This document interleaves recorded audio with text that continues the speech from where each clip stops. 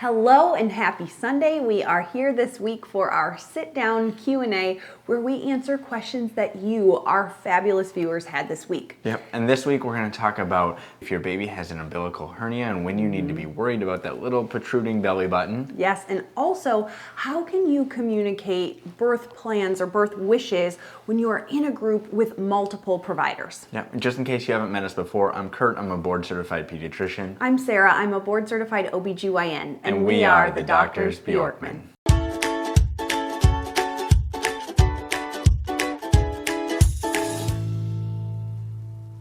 Okay, so let's get started with it. Our first question this week comes from Zandil Sabalala, and they say, should I be worried about an umbilical hernia? My baby is 2 months old and it seems to not be going down. It's a great question, incredibly common. Umbilical hernias, or just having really pointed out belly button, sometimes bigger than the area of the belly button itself, is very common. Sometimes 1 in 10, 1 in 20 babies, even depending on the population you are in. This is all because the wall of the abdominal muscles does have a little gap that allows the vessels of blood coming in from the placenta while baby's growing inside of mom isn't complete there to allow those vessels in, and so sometimes there can be a little bit of weakness in that abdominal muscle that then grows and fills in as your child grows and develops as well.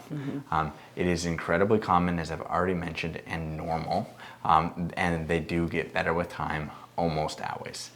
The question you're probably wondering is, when do I need to be worried? It's 2 months, why isn't this better yet? So, as it turns out, recommendations from the AAP in 2019 are that they should not be repaired until closer to 4 or 5 years of age, and that's just because they so often improve with time. Usually most of them are gone by 2 years of age, but they say that even if it's still there at 2 years of age, there's still a good chance it's going to go away by the time your child is 3 or 4 or 5 even. Having said that, times that would be concerning would be if it ever protrudes out so much that it gets really dark red or discolored and it looks like it's not getting blood flow. What that is, there's a little bit of intestines that can sometimes push out through the wall of the abdomen, and if it gets strangulated is the word, where that there's so much out there that it gets stuck, would be a concern. So you should be soft, you should be able to push it in anytime you want, but please just let it be. Try not to bother it. You don't feel like you're pushing it all in on its own frequently, just because to test it, because you don't want to just weaken the muscles around there at all. So. And your pediatrician is looking for it. I know at Cease's last well-child check, she was like, oh, she has a little hernia. And we said, yes, isn't it cute? You should see it after a big meal. It's just this little... So your pediatrician is looking for it. If you notice it, ask them at your next well-child check, hey, what do you think about this? Just so it's on everybody's radar. They are looking for it too. Yep, so the fact that your baby has a hernia at 2 months, very normal, and it should get better with time. We know our little girls has gotten better. It's still got a little ways to go. And always talk to your pediatrician. Yeah. All right, next question comes from Amanda the Redhead, and they said, if we don't know what doctor will be delivering our child out of the hospital group we've chosen, how do we make sure our wishes are known to the doctor in regards to when to avoid a C-section, immediate skin descent, etc.?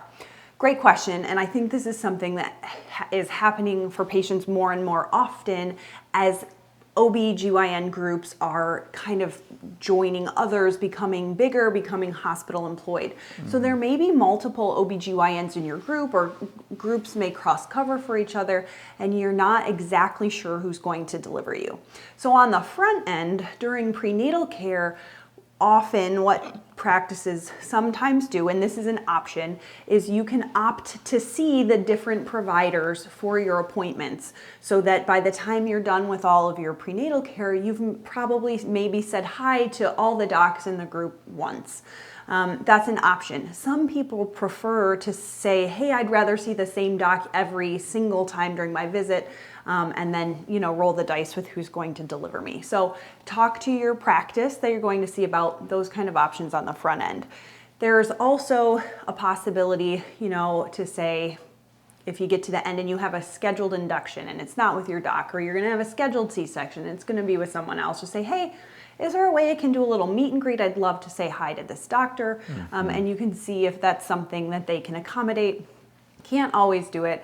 And so if you find yourself in labor or having a C-section or something with a doc you've never met, one of the ways to make sure, you know, your birth wishes are talked about are first and foremost your nursing team.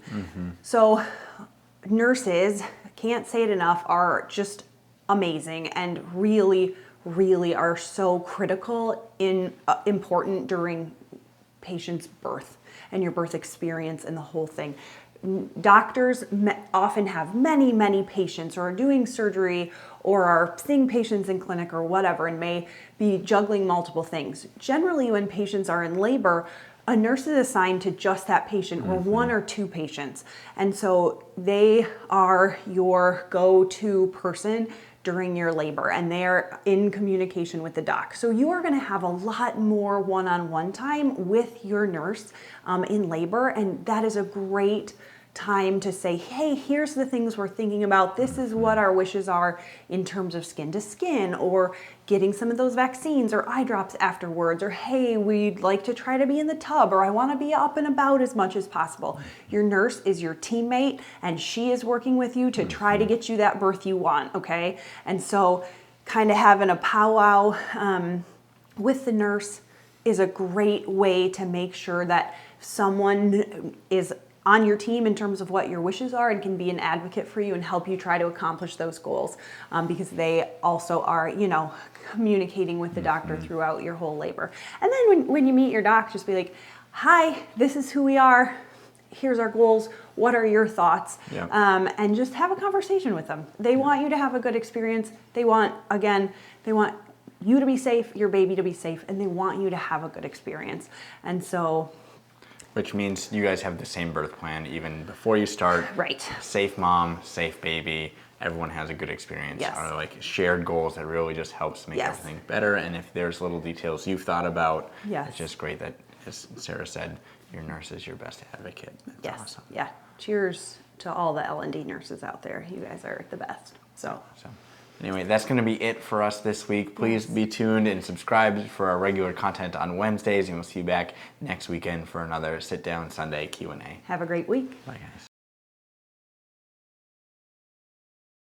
We're doctors. But not your doctors. Anything we've said in this video is for education or entertainment purposes only. It is not medical advice. Any specific medical questions you have should be directed to your provider.